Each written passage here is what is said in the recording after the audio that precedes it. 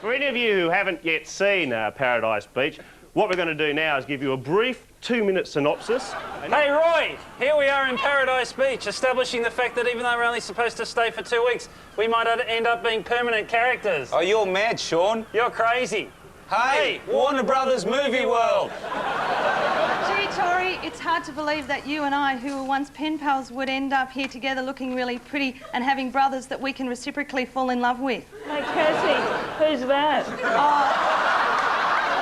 That's my brother, Kirk, the Iron Man. He's rich, handsome, successful. I bet there's no evil side to him. Yes, of course I'm the important businessman figure. I'm the only one over 35 in the series. Besides, I'm talking on 2 phones at once, and I'm about to go over to the fax machine. Damn it! Tom, I want to get married. But didn't you used to be Tiffany Lamb? Sell! Sell, damn it! Oh, hey. You seem like the silent type. No, I'm just a model and I struggle with dialogue. Why don't I take you out tonight in one of those thinly veiled falling in love scenes? That'd be great. Yeah, we can point at the stock footage of Paradise Beach. I'll get out of your way so you can do your falling in love scene to camera. Excuse me, guys. Hey, you must be a photographer. No, I'm just Matt Latanzi. I'm looking for a former game show host with a really bad American accent. She's in the next scene. Hey, Warner Brothers Movie World. I've never pointed at so many things before. Hey, look. Warner Brothers Movie World. Hey, quick, everyone, someone say something that will make people tune in at the same time tomorrow night. I know, we've been axed. Hey everyone, rock music. What was your role on Paradise Beach? I was working for the Queensland Tourist and Travel Corporation in North America when they were selling the shows to American TV stations. They got their syndication deal and sold it in everywhere to play in a US summer and get all of the young American kids hooked onto this new show. And I remember when they put the sales reel together for Paradise Beach, they were using footage from tourism productions, and also they had heavily borrowed footage from the movie The Coolangatta Gold, which was great surf lifesaver footage shot in, 35 or 70 millimetre. It was impressive, and the trailer for it was really impressive. And then, of course, the show went to air, and it didn't look anything like that trailer.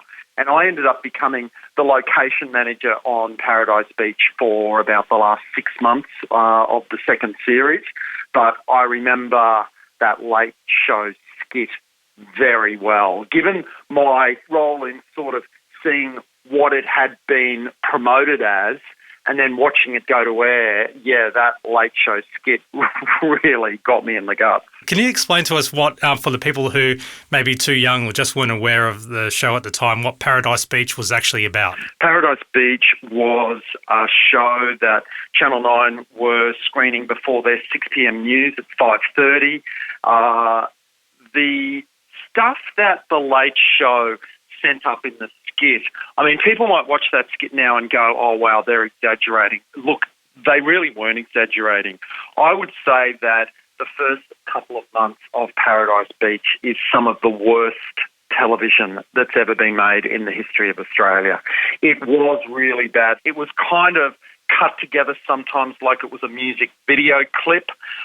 They had hired models and not given them any acting lessons, so the performances were very wooden. And because it was a Village Roadshow production, they had done these they were trying to corporatise the tie-ins. And so when everyone on the Late Show does this thing about, oh, look, there's Movie World Studios, Warner Roadshow Movie World, or whatever they say, I mean, that really happened in the first week of Paradise Beach, and it was really clunky.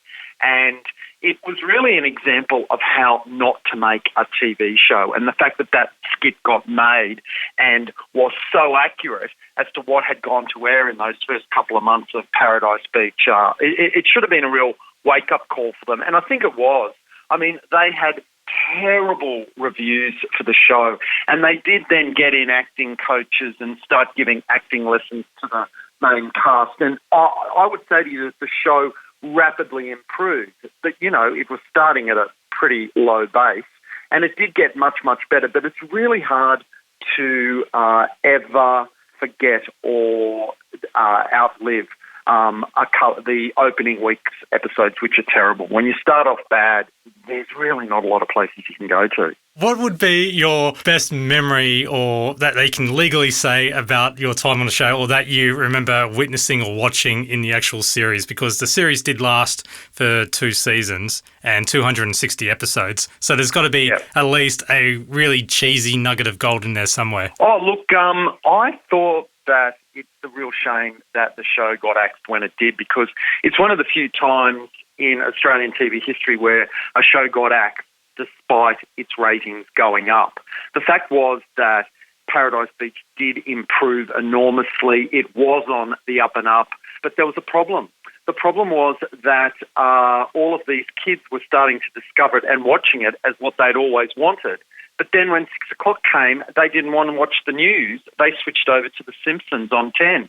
And Channel 9 then went, oh, well, we've got to get rid of this show and get a show that gets old people watching, like The Price is Right, which is what they ended up axing and replacing it with, so that they don't switch the channel for the news. And you look at that and just go, did nobody at Channel 9 realise that the whole point of making a show called Paradise Beach was to get the kids watching? How did they only realise that 2 years down the track when it was doing exactly what they wanted it to do? I mean, what a dumb decision it was. They shouldn't have made the show if they didn't want kids to be watching something before the news. So it was all a bit of a disaster. But look, I have some really happy memories of those that show. It was a lot of fun to work on, and I distinctly remember the night that Isla Fisher, and that was her first TV breakthrough role, she celebrated her 18th birthday, and she was dancing on the bar. She got up on the bar and was having a dance, and the bartender was like, could you tell her to stop telling everybody that it's her 18th birthday? She's been coming to this bar for the last 6 months, and we really don't want people to know that she was underage. It's really, really funny. That's brilliant. So, and there's a reason why it's never been rebroadcast in Australia or released on any media platform, at least, because it's something that they weren't too proud of. Well, look, the problem is that if why not give it a go? I mean, it taps into that 90s nostalgia. There were people who watched the show and loved it who'd want to watch it again.